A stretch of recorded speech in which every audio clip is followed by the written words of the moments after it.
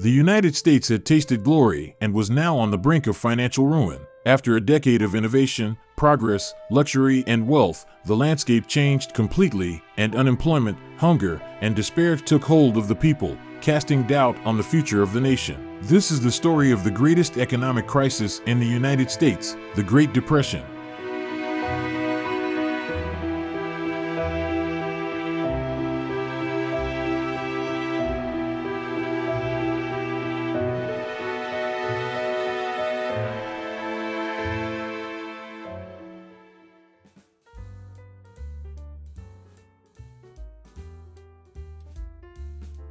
The 1920s were a time of great prosperity and economic growth in the United States, thanks to technological innovations that radically transformed people's way of life.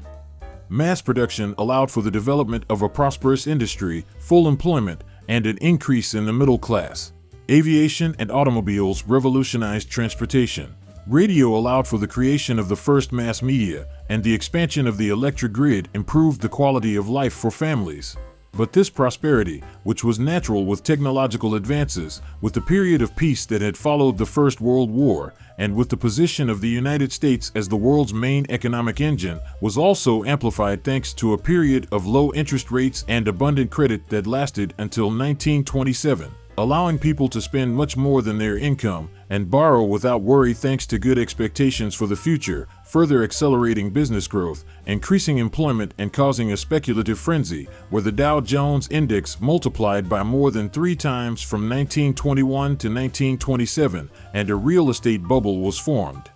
And this speculative boom would only get worse over time, eventually forcing the Federal Reserve to intervene. As the central bank of the United States, the Federal Reserve has the responsibility of balancing economic prosperity, which is largely measured through employment, with price stability. And it would begin to raise interest rates as a way of combating the speculative bubble that was forming in the market. Unfortunately, this era of prosperity also became an era of excess, largely due to cheap and abundant credit in the economy, which caused people to take on too much debt, and speculation to drive stock prices far from their fair value, leading to the next chapter in this story.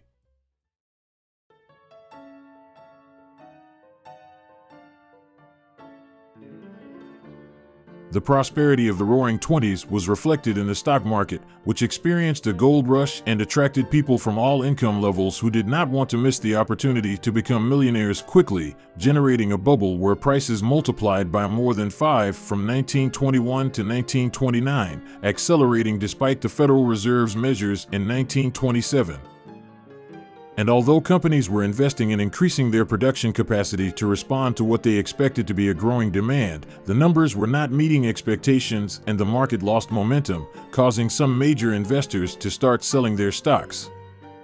When the public found out, they quickly went from exaggerated optimism to panic, and on Thursday, October 24th, the Dow Jones fell 11%, earning the nickname Black Thursday. This would be surpassed only a few days later by Black Tuesday, where the index would fall another 12% and accumulate a loss of approximately 40% throughout the month, followed by 27% in November and 17% in December. This decline wiped out the wealth of thousands of investors across the country, with the leverage that many had, amplifying an already strong market downturn, which would also be reflected in European markets. However, this would not be limited to a loss for investors, and as the public would soon find out, it involved a large number of banks that had lost their money and were left without the ability to respond if customers wanted to withdraw their deposits, which was precisely the first thing they wanted to do when news of the crash generated a wave of distrust in the U.S. financial system. But although bank runs began with the crash, it would not be until a year later that the most serious and notorious one would occur, with the fall of the Bank of the United States, which had to close its doors on December 11, 1930, aggravating public distrust in the system, and in a period of just 3 years, would cause around 9,000 banks to close in the United States. When banks closed, people and businesses lost everything because there was no guarantee or insurance, while many of the debts were acquired by other banks, leaving families and businesses with debts but without the money they had in their bank accounts. Thus, extending a fall in stock prices to the rest of the financial sector and, later, to individuals and businesses, in a crisis that was about to get even worse.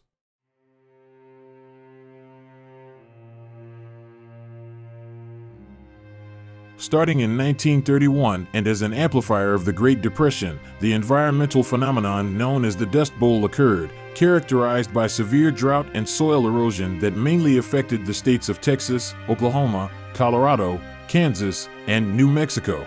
The production of wheat, corn, and cotton was affected, as well as livestock due to the lack of grass. As a result, thousands of families could not continue to produce on their lands and were forced to abandon them to seek work elsewhere. To address this phenomenon, which had natural and human components, it was necessary to implement soil conservation programs, reforestation of affected areas, changing crops to others more resistant to drought and overexploitation of the soil, as well as promoting practices such as crop rotation. The effects of this phenomenon, which reached its peak in 1934, would last until the mid-1940s, putting additional economic pressure on the crisis.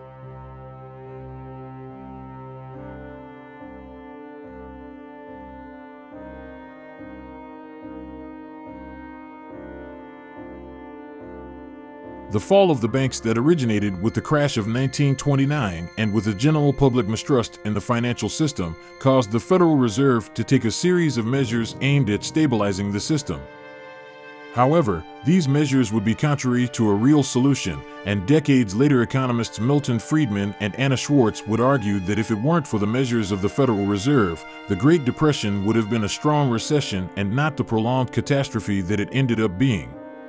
With the Federal Reserve presidents Paul Volcker, Alan Greenspan, and Ben Bernanke later acknowledging the mistakes of this institution and agreeing with Friedman and Schwartz.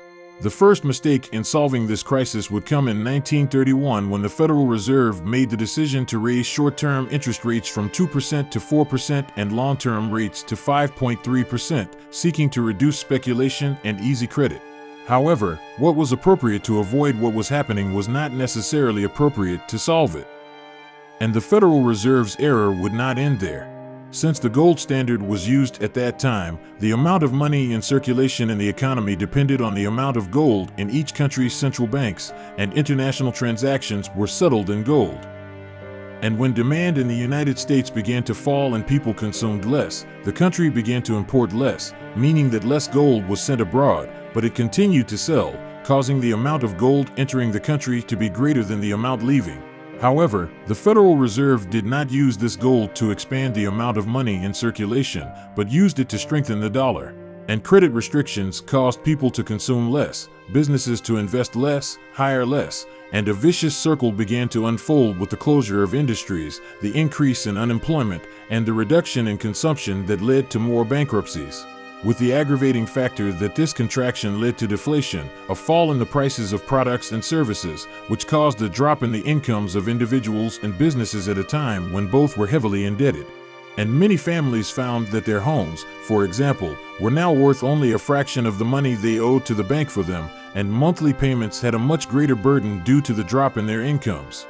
It is estimated that nearly 2 million families lost their homes due to foreclosure, with the situation for companies being similar and drowning in debts that had become unpayable, leading to the bankruptcy of more than 50,000 companies.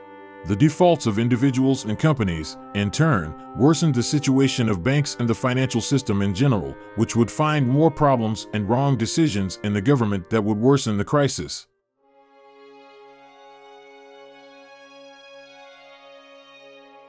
The successful businessman Herbert Hoover was chosen as the Republican Party candidate and became the 31st President of the United States in November 1928, taking office in March 1929. At the beginning of the crisis, Hoover decided to take a passive stance towards it, believing that government intervention could worsen the situation. And he was right, because he himself would worsen the situation by implementing the Smoot-Hawley Tariff Act in 1930, which established tariffs on imported products in order to protect American farmers and industry. A measure that caused other countries to impose their own tariffs on American products in response, affecting international trade, and is widely considered to have exacerbated the crisis. Something that the country would hold him accountable for in 1932 when he tried to be re-elected, but was defeated by Franklin Delano Roosevelt, who with his New Deal proposal advocated for strong government intervention, in contrast to Hoover's lighter measures. something that resonated strongly with the population that was experiencing serious economic difficulties, and Roosevelt's victory remains one of the most overwhelming in history, with Hoover winning only 6 states and with the Democrats also winning majorities in the Senate and the House of Representatives. After his defeat, Hoover retired from politics and devoted himself to writing and philanthropy. He died on October 20, 1964 at the age of 90 and passed into history as a controversial figure due to his role during the Great Depression.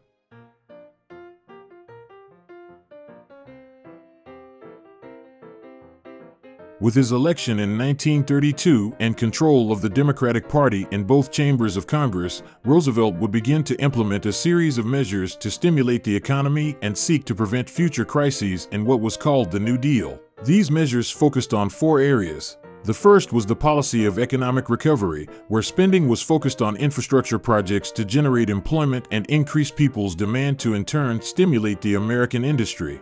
Among the most well-known works of the New Deal are the Golden Gate Bridge, the Hoover Dam, federal buildings such as the Library of Congress and the New York Court of Appeals, airports such as LaGuardia in New York, and around 160,000 housing projects for low-income families. The second were the policies of financial reform, where the Securities and Exchange Commission, or SEC, was created to regulate the securities market in the United States and monitor the transparency of information from securities agents. The Federal Deposit Insurance Corporation was created to protect people's deposits and prevent bank panics.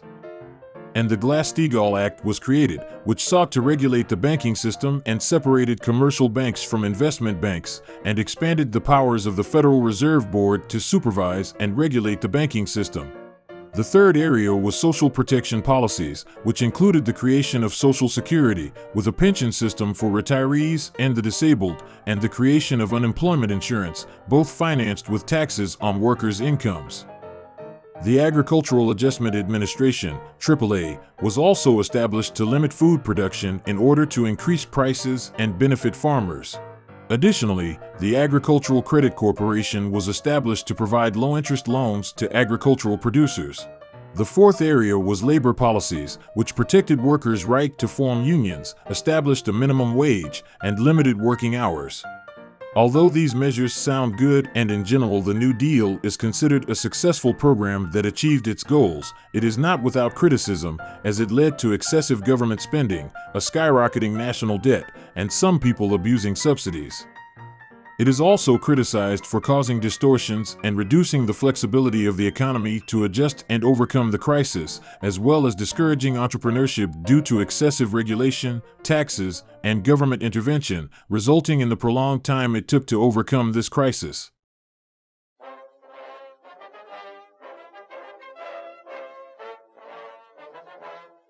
The Great Depression was not an isolated event in the United States. On the contrary, it spread to most of the world, starting with Europe.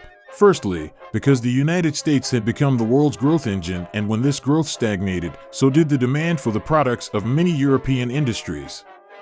In addition, as the United States began to absorb gold from other countries because it continued to sell to them but had decreased its purchases, the contraction of money in circulation spread to the rest of the world, with England breaking the gold standard in September 1931 and other countries following suit soon after. And Germany, which was experiencing many difficulties related to the payments and conditions imposed in the Treaty of Versailles after losing the First World War, saw its situation worsen, eventually creating fertile ground for the rise of Nazism and the start of World War II in 1939.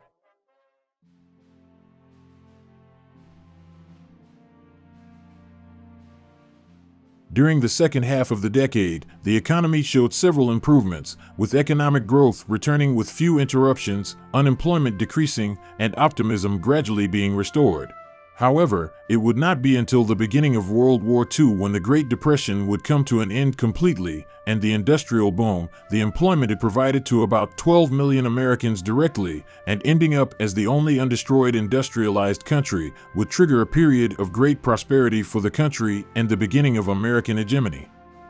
This crisis would leave a great deal of lessons, although also many discussions regarding the role that the government, the Federal Reserve, and the markets played in causing this catastrophe and in solving it.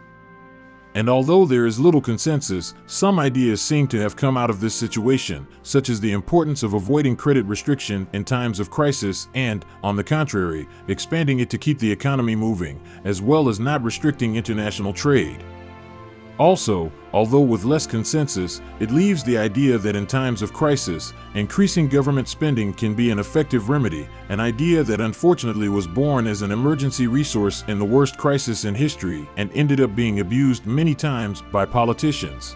Other ideas, it seems, were not learned, but it is not a bad idea to consider them, such as the importance of avoiding artificially low interest rates for too long, if you do not want to cause bubbles and excess speculation by individuals and companies, which can lead to excessive debt, mediocre investments, and ultimately a crisis. Regardless of how what happened during the Great Depression is interpreted, this event offers a great historical perspective on what the world was able to overcome and also leaves a great deal of knowledge to face the crises that have followed, which have been much less severe, thanks to the sacrifice of this generation. If you found this information useful, you may want to watch this video as well. If you want to support the channel, share this video so that more people can benefit from learning about this part of the world's economic history. See you next time.